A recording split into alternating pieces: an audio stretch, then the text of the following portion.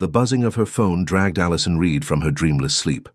She fumbled in the darkness, knocking over a half-empty mug of yesterday's coffee before finding her cell. The caller ID displayed her sister's name, and a quick glance at the clock, 4:47 a.m., sent a jolt of concern through her body. "Mia, what's wrong?" Alison's voice was thick with sleep. "Ali, I'm so sorry." Her sister's words were punctuated by violent coughing. "I have a fever of 102. There's no way I can drive to the airport. Mr. Hayes will kill me if no one picks him up." Alison sat up, rubbing her eyes. "Wait, slow down. Who's Mr. Hayes?" "My boss. The one I've been telling you about for months. He's flying in from London this morning for the Henderson merger. I was supposed to pick him up at 6:30. More coughing followed. "Please, Ali. My job depends on this. You just need to pick him up and drive him to the Grand Hotel downtown. He doesn't know what I look like in person yet. I've only been his assistant for 3 months and we've only had video calls where I'm just a small face on the screen." Alison groaned. This was exactly like Mia. Last-minute emergencies that somehow became Alison's problem. But her sister sounded genuinely ill, and despite their complicated relationship, Alison couldn't bring herself to say no. "Fine. What does he look like?" "Tall, dark hair, probably wearing an expensive suit." "He'll be coming from London on flight BA284. Just make a sign with Mr. Hayes on it. Please, Ali, I owe you big time." 20 minutes later, Alison was in her decade-old Honda Civic, a hastily scrawled sign on the passenger seat, heading toward the airport in the pre-dawn darkness.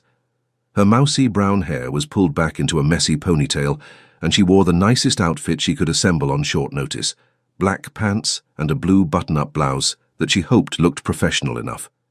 As she drove, she mentally rehearsed what to say. She would be polite but not overly chatty. She would explain that her sister was ill, drive him to his hotel, and that would be that. A simple favor, nothing more. The airport was surprisingly busy for such an early hour. Alison parked in short-term parking, wincing at the rates, and made her way to the International Arrivals Terminal. She positioned herself near the exit, holding up her makeshift sign. "Mr. Hayes," written in black marker on the back of a grocery receipt. Passengers began trickling out, looking tired after their overnight flights. Alison scanned each face, looking for someone who matched her sister's vague description. After 15 minutes of waiting, she started to worry. Had she missed him somehow? Was she in the wrong terminal? Just as she was about to call Mia again, a tall man in a perfectly tailored charcoal suit approached her. His dark hair was neatly styled, and despite what must have been an exhausting flight, he looked refreshed and alert, his striking blue eyes locked with hers, and Alison felt an unexpected flutter in her stomach. "Are you from Reed Associates?" he asked, his voice carrying a hint of a British accent. Alison hesitated for a fraction of a second. Reed Associates was her sister's company. This had to be Mr. Hayes. "Yes, I am," she replied, lowering her sign. "I'm here to take you to your hotel."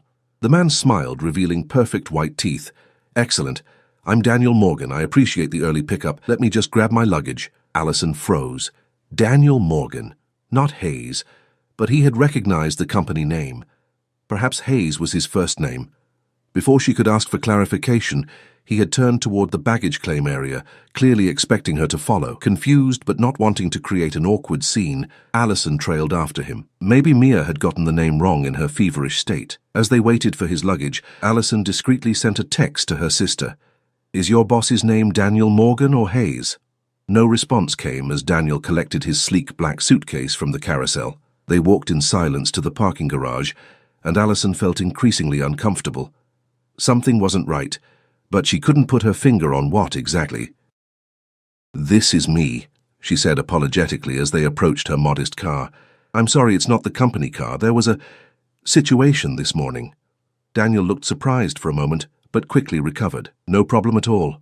I appreciate the accommodation." As they settled into the car and Alison navigated out of the airport, Daniel began asking questions about the upcoming meetings.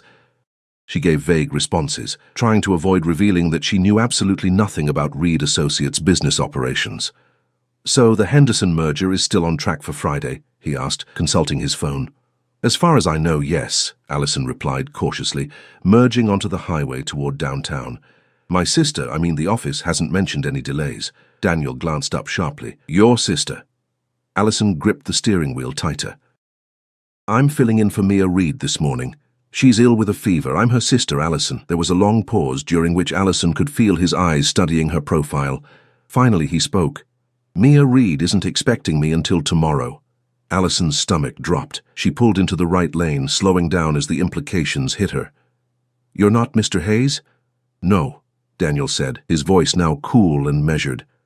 I'm Daniel Morgan, CEO of Pinnacle Investments. I'm in town to meet with several potential acquisition targets, including Reed Associates. The meeting with your sister's company is scheduled for tomorrow afternoon. Alison's cheeks burned with embarrassment. Oh my God, I'm so sorry. There's been a huge misunderstanding.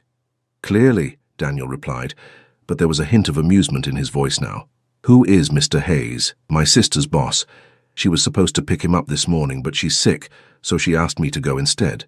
Alison felt mortified. I should have realized when you said your name, but you mentioned Reed Associates and I just assumed. So, somewhere at this airport, there's a Mr. Hayes wondering where his ride is, Daniel asked. The realization hit her like a truck. Oh no! She quickly pulled over to the shoulder of the highway and fumbled for her phone. I need to call Mia right away. As the phone rang, Alison glanced at Daniel, expecting to see anger or frustration. Instead, he looked surprisingly calm, even slightly amused by the situation. Mia, I think I picked up the wrong person, Alison blurted the moment her sister answered. Is your boss's first name Hayes?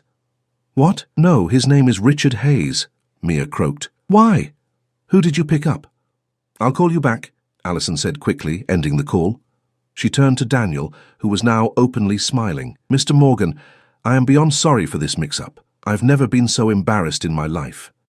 It's quite all right, he said, leaning back in his seat. These things happen, though I admit this is a first for me. He checked his watch. We should probably head back to the airport to find the real Mr. Hayes. Alison nodded, putting her car in gear and carefully merging back onto the highway. As she drove, her mind raced. She had just kidnapped. Was it kidnapping if he came willingly?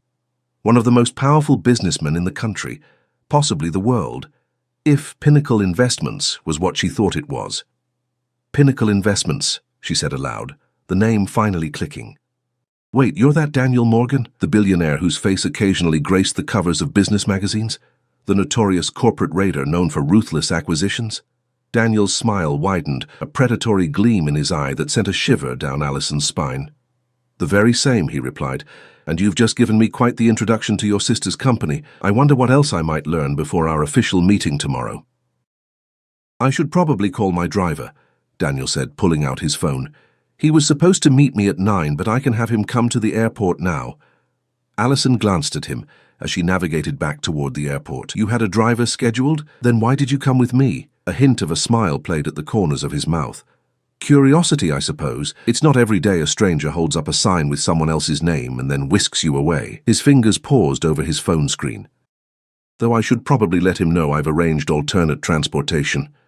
Alison felt a flush of embarrassment creep up her neck. I'm really sorry about this. I was just trying to help my sister. No need to apologize. In fact, he pocketed his phone without making the call. I find myself intrigued by this turn of events. Tell me, what do you do when you're not impersonating your sister's colleagues or kidnapping CEOs? I'm a photographer, Alison replied, relaxing slightly at his light tone. Freelance, mostly. I specialize in architectural photography. Interesting. Any buildings of mine in your portfolio? Actually, yes. Alison couldn't help but smile. The Pinnacle Tower downtown. The way the light hits the glass facade at sunset is spectacular. Daniel's expression softened with genuine interest. I'd like to see your work sometime. As they pulled into the airport parking lot for the second time, Alison's phone rang. It was Mia again. Any luck finding Mr. Hayes? Her sister asked, sounding even worse than before. I'm back at the airport now, Alison explained, parking the car. I'll find him, don't worry. There's been a change of plans, Mia said, followed by a fit of coughing. Mr. Hayes just called. His flight was delayed in London due to mechanical issues. He won't be arriving until this afternoon. Alison let out a sigh of relief. So I didn't strand him after all. No, but he's furious about the delay. He wanted me to book him on another flight, as if I control the airlines. Mia sneezed loudly. Anyway, you're off the hook for now. I'll figure something out for later. Feel better, Mia. Call me if you need anything else. Alison ended the call and turned to Daniel, who had been watching her with interest. "Good news. Your doppelganger's flight was delayed. He's not even here." "Fortune favors the foolish, it seems," Daniel said with a chuckle. "So what now? Shall I call my driver, or are you planning to continue this kidnapping?" Allison laughed despite herself. "I should probably get you to your hotel as originally planned. It's the least I can do after all this confusion." Daniel checked his watch, an elegant timepiece that probably cost more than Allison's car. "I don't have meetings until this afternoon. Perhaps you could show me some of your favorite architectural spots in the city. I always like to get a feel for a place before doing business there." Allison hesitated. Spending more time with a billionaire CEO seemed like a recipe for disaster, especially given their awkward introduction. But something about Daniel Morgan intrigued her. Unlike the cold, calculating image portrayed in the media, he seemed surprisingly human. "I suppose I could do that," she said finally. "Consider it my apology tour." As they drove downtown, Allison pointed out various buildings of interest, explaining the history and design elements that made them unique. Daniel listened attentively, asking thoughtful questions that revealed a genuine appreciation for architecture. "You know quite a bit about the city," he commented, as she parked near a small cafe in the arts district. "I've lived here my whole life," Allison replied. "Coffee? This place has the best brew in town, and I could use some caffeine after that early wake-up call." Inside the cozy cafe, they found a quiet corner table. The morning rush hadn't started yet, and they had the place mostly to themselves. Allison ordered a simple black coffee, while Daniel opted for an espresso. "So tell me about Reed Associates," Daniel said once their drinks arrived. "What exactly does your sister do there?" Allison stirred her coffee, choosing her words carefully. "Mia is an executive assistant to the CEO, Richard Hayes. She's only been there for a few months, but she seems to like it. It's a marketing firm, I think. To be honest, we don't talk much about her work." "Not close with your sister?" Daniel asked, his blue eyes studying her with unexpected intensity. "We're complicated," Allison admitted. "Mia's always been the ambitious one, climbing the corporate ladder.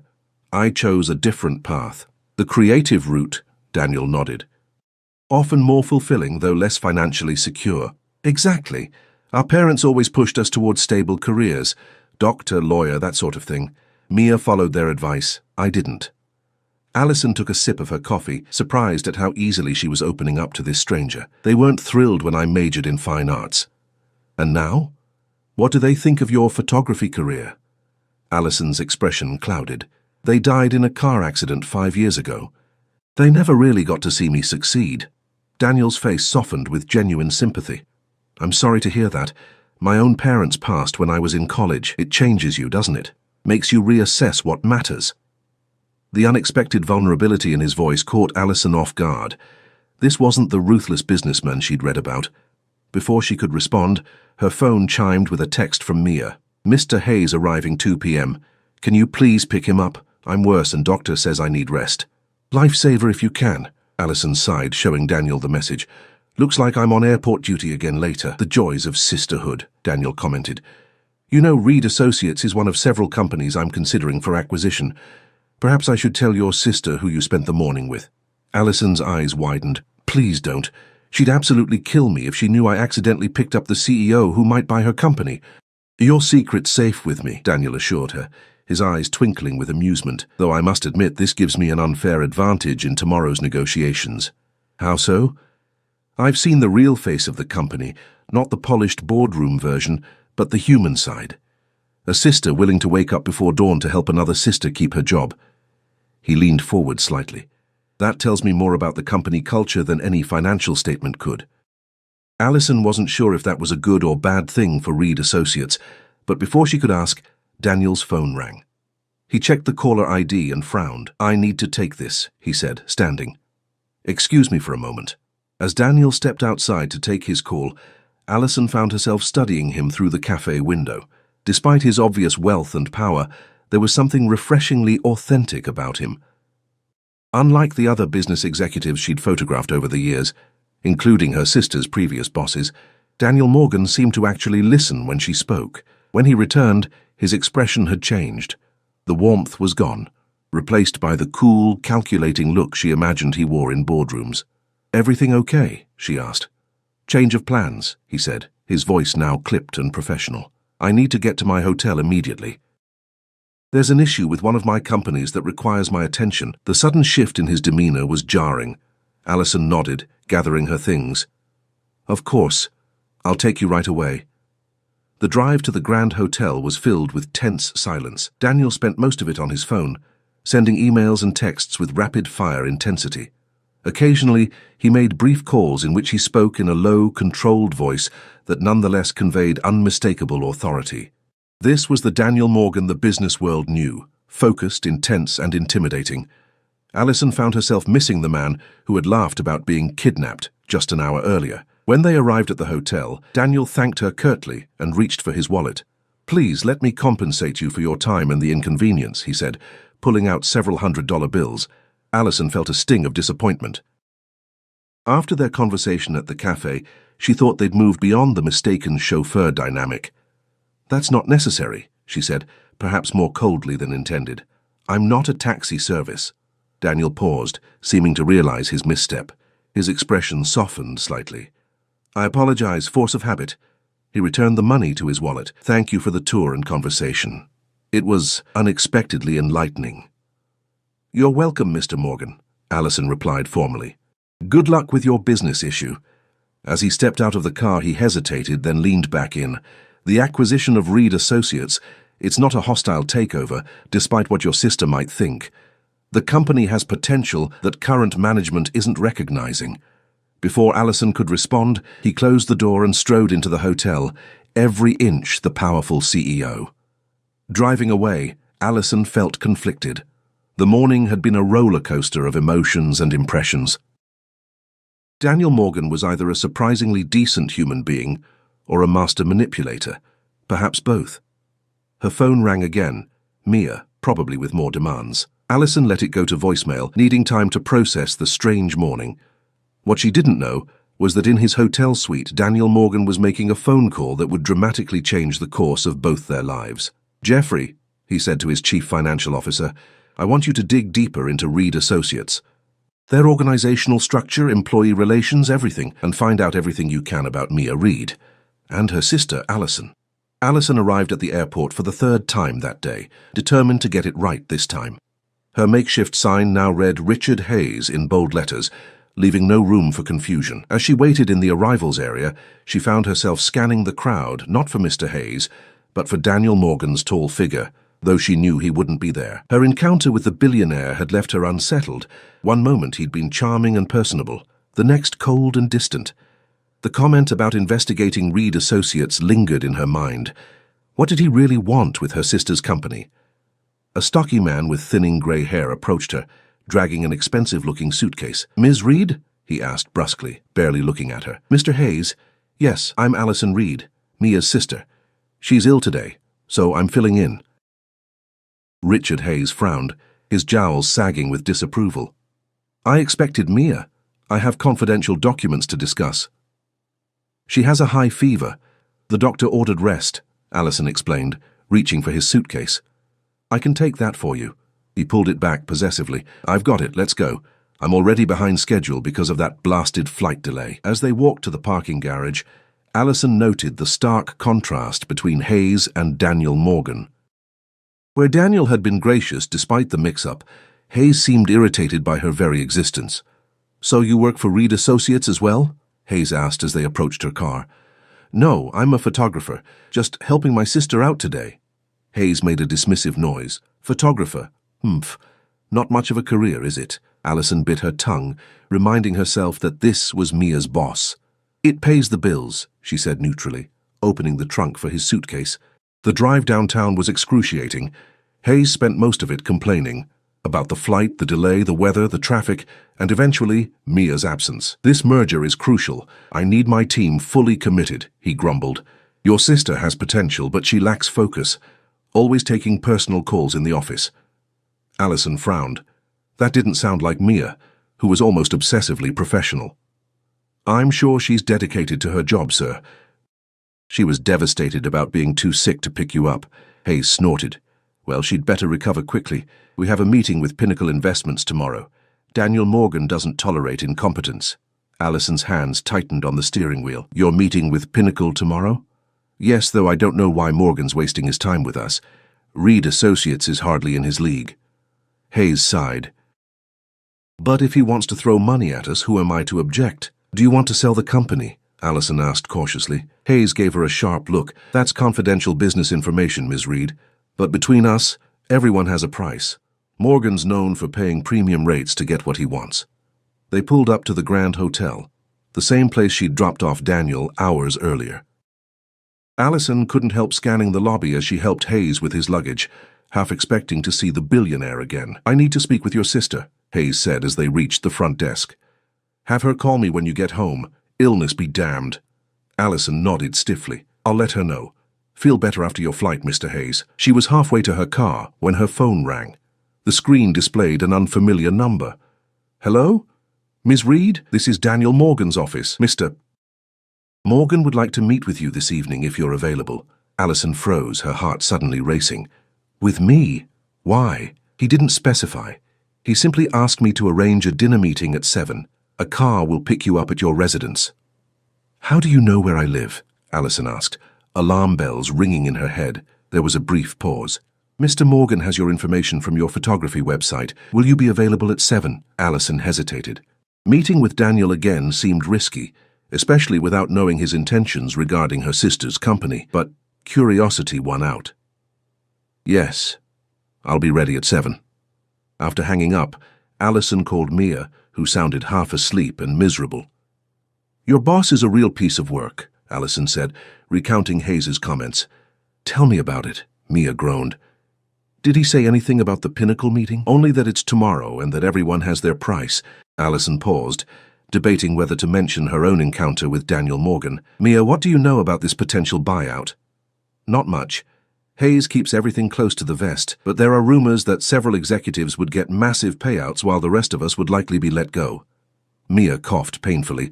Why the interest in my company's business dealings? Just trying to understand what's important to you, Allison deflected. Listen, I have a client meeting tonight. Get some rest and I'll check on you tomorrow. The lie felt heavy on her tongue, but telling Mia about her dinner with Daniel seemed unwise until she understood his motives better. At home, Allison spent an hour selecting an outfit, settling on a simple black dress that managed to be both professional and elegant, and another hour worrying about what Daniel might want from her. Was this about Reed Associates or something else entirely? At precisely 7, a sleek black car pulled up outside her modest apartment building. The driver, a woman in a crisp suit, opened the door for her. Ms. Reed, good evening. I'm taking you to Elysium. Allison's eyebrows shot up. Elysium was the most exclusive restaurant in the city, with a months-long waiting list. Of course you are, she murmured, sliding into the luxurious back seat. The restaurant was housed in a beautifully restored historic building that Allison had photographed numerous times from the outside, but had never entered. She was escorted through the dimly lit, opulent interior to a private dining room where Daniel was waiting. He stood as she entered, and Allison was struck again by his commanding presence. He wore a different suit than that morning, equally well-tailored, with a midnight blue tie that brought out the intensity of his eyes. Thank you for coming, he said, gesturing to the chair across from him. I hope the invitation wasn't too presumptuous. It was unexpected, Allison admitted, taking her seat. Your assistant wouldn't tell me what this is about. Daniel smiled enigmatically. Let's order first, shall we? The chef here is exceptional. Throughout the appetizer course, a delicate scallop dish that Allison could never have afforded on her own. Daniel kept the conversation light, asking about her photography and sharing amusing anecdotes about his travels. It wasn't until the main course arrived that he finally broached the subject she'd been anxiously anticipating. I've been looking into Reed Associates, he said, cutting into his perfectly cooked steak. It's an interesting company with considerable potential, but I've uncovered some concerning information. Allison set down her fork. What kind of information? Financial irregularities, significant ones. Daniel's expression grew serious. Under normal circumstances, I'd walk away from the acquisition. I don't invest in companies with questionable accounting practices, but given our unique introduction this morning, I wanted to discuss this with you first. With me? I don't work there. I barely understand what my sister does, but you care about her clearly, enough to wake up before dawn to help her. Daniel leaned forward. Has she mentioned anything about the company's finances? Unusual stress or concerns? Allison shook her head slowly. No, nothing like that. but we don't talk much about her work. A horrible thought dawned on her.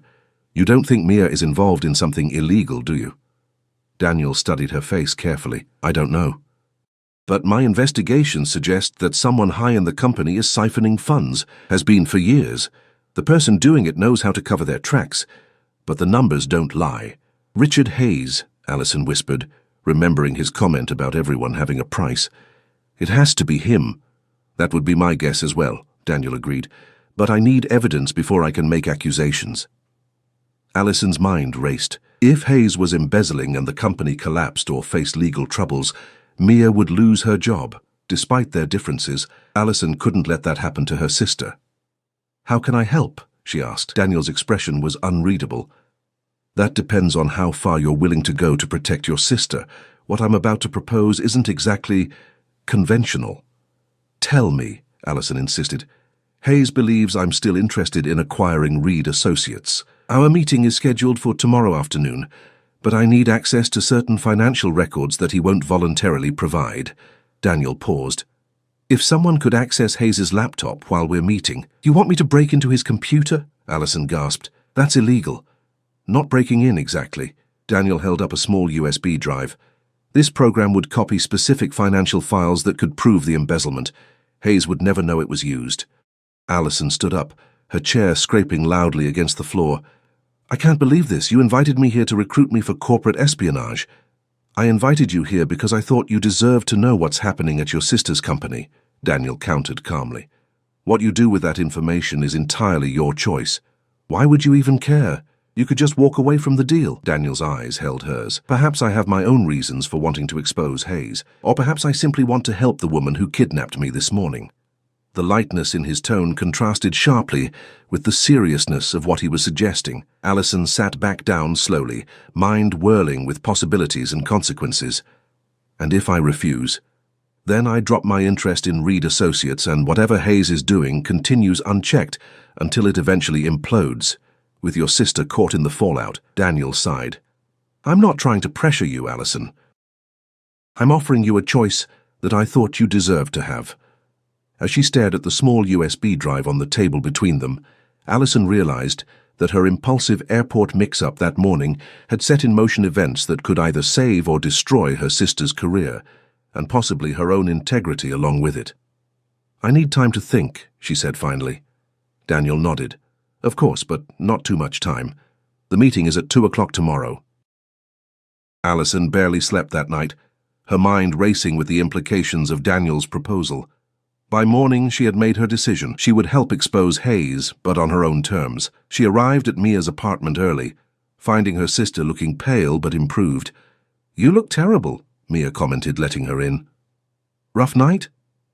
We need to talk, Allison said, settling on the couch. It's about your company, about Richard Hayes. Mia's expression immediately turned guarded. What about him? Carefully, Allison explained what Daniel had told her about the financial irregularities, omitting how they had met or his suggestion about the USB drive.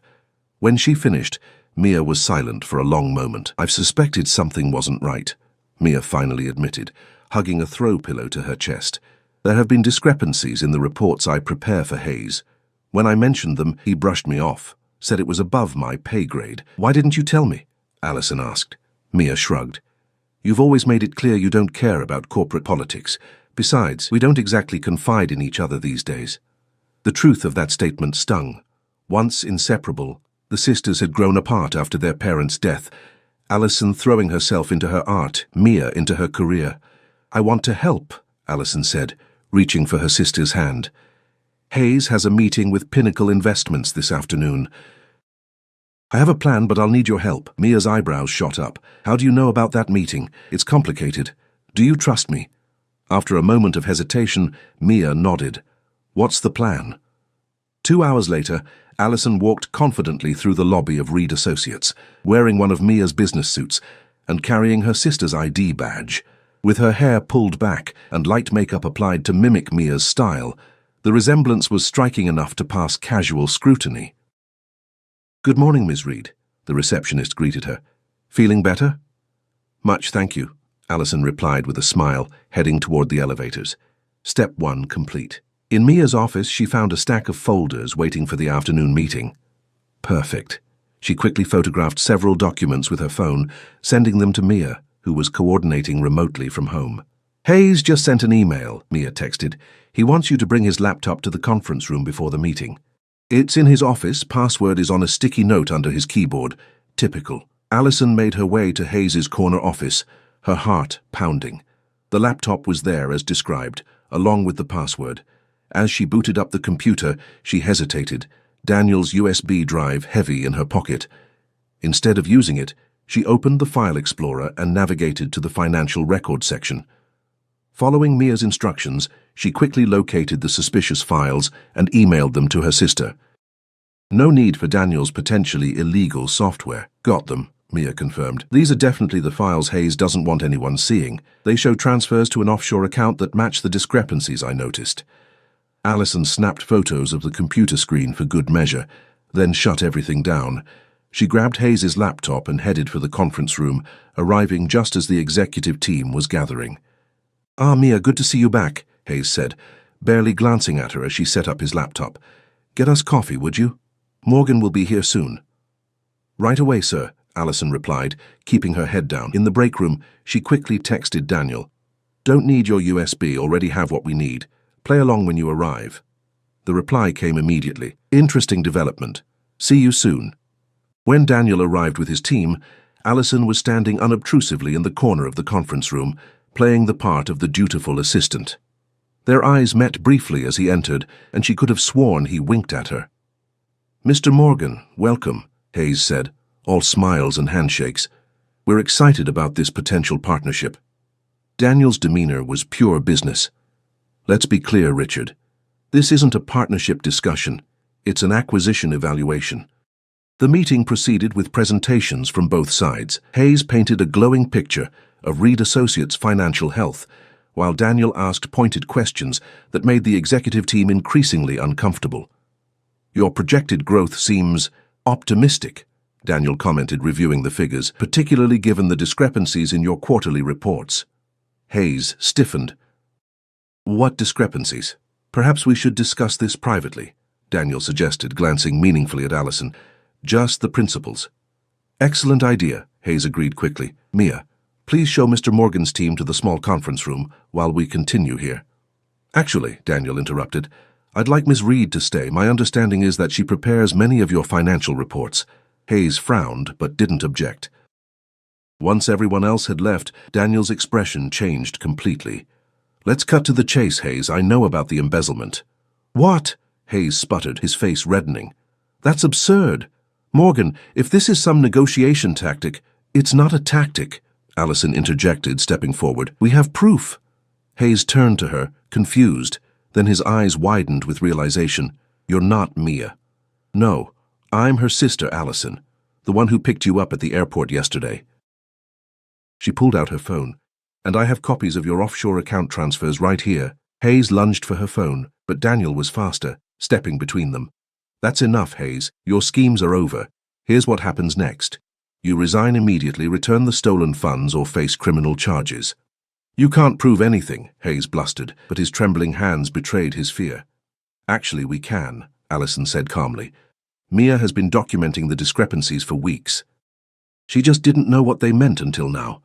Hayes collapsed into his chair, defeat written across his face. "Fine, I'll resign. But I want immunity." "That's not up to us," Daniel replied coldly. "But your cooperation will be noted." After Hayes left to clear out his office under the watchful eye of Daniel's security chief, Allison turned to the billionaire with a mix of admiration and suspicion. "You knew I wouldn't use your USB drive, didn't you?" Daniel smiled enigmatically. "I suspected you'd find another way. You're remarkably resourceful, Allison Reed. And you're remarkably manipulative, Daniel Morgan. Was any of this real, or was it all part of some elaborate plan?" His expression softened. "The embezzlement was real. My interest in exposing Hayes was real." He stepped closer. "And my interest in you is very real. Why me? You could have anyone. Perhaps that's exactly why. Everyone in my world wants something from me. My money, my power, my connections. But you—" He smiled. "You refused payment for driving me. showed me your city through an artist's eyes and found your own way to help your sister without compromising your integrity. Before Alison could respond, the door opened and Mia rushed in, looking professional despite her lingering illness. "It worked," she exclaimed, hugging her sister tightly. "Hayes is packing up as we speak." She turned to Daniel with newfound respect. "Mr. Morgan, thank you for your help exposing him." "Don't thank me," Daniel replied. "It was your sister who made it all possible." "About that," Mia said, glancing between them curiously. "How exactly do you two know each other?" Alison and Daniel exchanged looks, and for the first time that day, Alison genuinely laughed. "It's a long story that begins with a mix-up at the airport, which you can tell me all about later," Mia said. "Right now, the board is assembling for an emergency meeting. They're talking about appointing me interim director of operations until they find Hayes' replacement." "That's wonderful." Alison hugged her sister again, genuinely happy for her. After Mia left to attend the board meeting, an awkward silence fell between Alison and Daniel. "So what happens now?" she finally asked. "With Reed Associates?" "I'm still interested in the company," Daniel admitted, "but not in the way Hayes feared. I don't want to dismantle it. I want to invest in it, help it grow. With the right leadership, it has tremendous potential." "Someone like Mia," Alison suggested. "Precisely." Daniel hesitated, then added, "And I'm hoping that a certain talented photographer might consider documenting the company's transformation. We'll need new images for the rebranding." Alison raised an eyebrow. "Is this a job offer, Mr. Morgan?" "It's whatever you want it to be, Ms. Reed." His voice softened. "I'm in town for the next month overseeing the transition. Perhaps you could show me more of the city, this time without any mistaken identities or corporate espionage hanging over our heads." The sincerity in his eyes melted Alison's remaining reservations. "I'd like that." 6 months later, Reed Associates had been transformed under Mia's leadership with strategic investment from Pinnacle. Alison's photography career had flourished with the high-profile corporate work, leading to gallery exhibitions featuring her architectural studies. But the most unexpected transformation had been personal. The airport mix-up had not only reunited the Reed sisters, rebuilding their once-fractured relationship, but had also brought an unlikely romance into Alison's life. As she prepared for dinner at Daniel's penthouse, Alison marveled at how one simple mistake had changed everything. Her phone chimed with a text from her sister. "Don't forget we're meeting tomorrow about the charity foundation. P.S. Tell Daniel his jet better not be late again." Alison smiled, typing back, "Will do, and Mia, thank you for being sick that day." When she arrived at the penthouse, Daniel was waiting with champagne and a breathtaking view of the city skyline. "To airport mix-ups," he toasted, clinking his glass against hers. "And to picking up the wrong billionaire," Alison added with a smile. As the sun set over the city they both now called home, Alison reflected on the unexpected journey that had brought them together. Sometimes the wrong turn leads exactly where you're meant to be,